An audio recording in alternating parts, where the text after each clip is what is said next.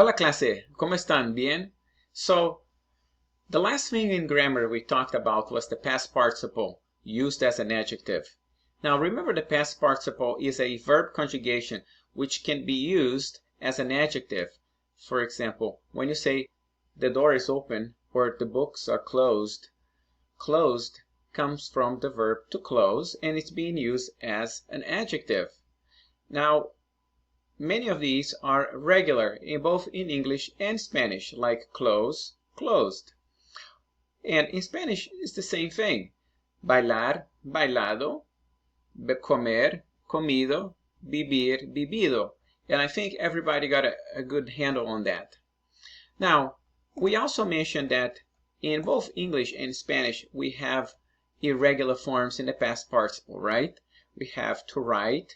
In English is written. To go, it is gone.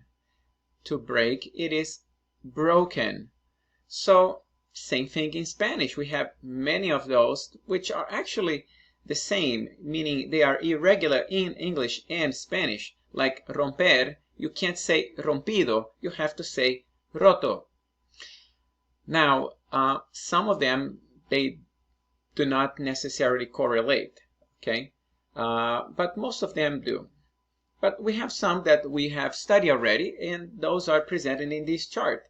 Abrir, abierto, decir, dicho, hacer, hecho, morir, muerto, and so forth. Now, let's go back here and let's talk about what we learned with those past participles last grammar lesson. We saw that most of the time they are used with the verb estar as an adjective to describe a state or a condition, like la niña está dormida, she is asleep. So it has to be feminine because you're describing the state of the girl, right? And so therefore it is feminine. Los libros están abiertos. I have to, one, remember that abrir is an irregular verb.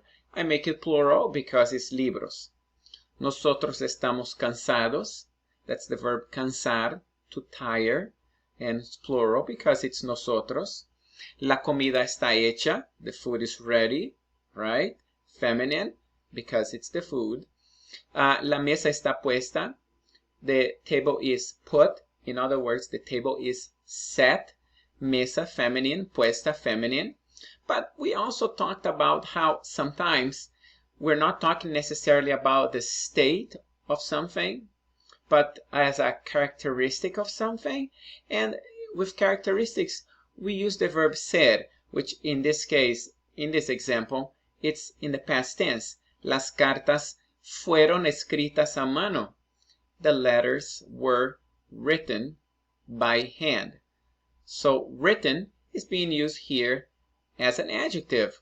I could have said something like the letters were lovely, the letters were gruesome, the letters were written. So las cartas fueron escritas. And I think everybody understood how we're using as an adjective, so it has to match masculine and feminine, singular and plural. Okay, now, so today we're going to talk about present perfect. And present perfect is a little bit different, okay? It is not used as an adjective. I'm not saying, for example, the table is set. La mesa está puesta. The equivalent of present perfect in English is the construction have or has plus the past participle of a verb. Okay, and so let's take a look at some examples. During the lockdown, ... I have made several TikToks because I was bored. I have finished watching How I Met Your Mother, finally. My brother has become even more annoying. Now, let's take a look at the next slide. I want you to compare the two sentences. During the lockdown, I read several TikToks. I finished watching How I Met Your Mother, and my brother became even more annoying. The sentences are very similar. Won't you agree? But let's compare. During the lockdown, I read several TikToks. Sorry, I don't think that makes sense. I made several TikToks, or I finished watching How I Met Your Mother. That means the meaning is slightly different than during the lockdown. I have made several TikToks, or I have watched How I Met Your Mother, because when you use the present perfect, it gives a sense of continuity. In other words, something that happened in the past but carried on with some significance to the present tense. So let's take a look at these two examples. So we have past simple, simple past, and present perfect. You can't read the perfect because of my image there, but all right. We lived in Japan from 1995 to 1998, and I have worked as a teacher since 2011. Notice that we lived in Japan using the simple past. It gives a sense of it's done, right? And I have worked as a teacher. It shows some kind of continuity. It gives significance to the present tense. I saw the Eiffel Tower in 2007. I have seen the Eiffel Tower. I have seen it carries on, right? He read the book and then he watched the movie. Two simple past predicate actions. Have you seen the movie? Like during this period, have you seen the movie? So you see how the present perfect and the simple past are slightly different, right? In what they mean. Now, lucky for you, that's the exactly same thing in Spanish. So, another example. I bought this car last week. Notice that the predicate, or the simple past, talks about an action that has definite time in the past. Now, if I say something like, I've lost my keys, meaning I can't find them now, it means that by using the present perfect, and look at the word present, it brings some significance to the present tense. And so let's take a look now, because now we're getting close to the actual Spanish, but one last explanation here. So let's talk about, by now, with this, you have three past tenses that you've learned. We have the present perfect, we're learning that now. We have the past simple, right? That's the predicate. And we also have the imperfect, right? So when you compare the three, let's look at the first one here. And the first one is he leído. Okay, hold on a second. I think there is a mistake here. And we're back. Sorry. All right, so let's compare the three. He leído muchos libros las últimas semanas. Which one would this be? That would be the present perfect, right? He leído, because I'm saying that for the last few weeks, I have read many books. You see how it carries on? Leí muchos libros la semana pasada. That one was the past, the simple past, which actually should be better represented by a single dot, because I read many books last week. And finally, cuando era niño, leía muchos libros. That's the imperfect, right? When I was a kid, I used to read many books. You see the difference? All right, let's carry on. So the present perfect in English is formed with the verb to have, right? I have bought, she has written. In Spanish, however, we are going to be using the verb haber. Now, up to this point, we have only used the verb haber, meaning there is or there are. And there is and there are in Spanish is always in the singular form, third person, singular. Hay 8 chicos en la clase. Había mucha comida en la fiesta. hubo una fiesta en la casa de mi primo, pero no fui invitado. So there are 8 kids in class. There was a lot of food at the party. Remember, we're using imperfect here because we're setting the stage, giving background information. And then hubo, another there was, but we're using as an event that took place, so preterite.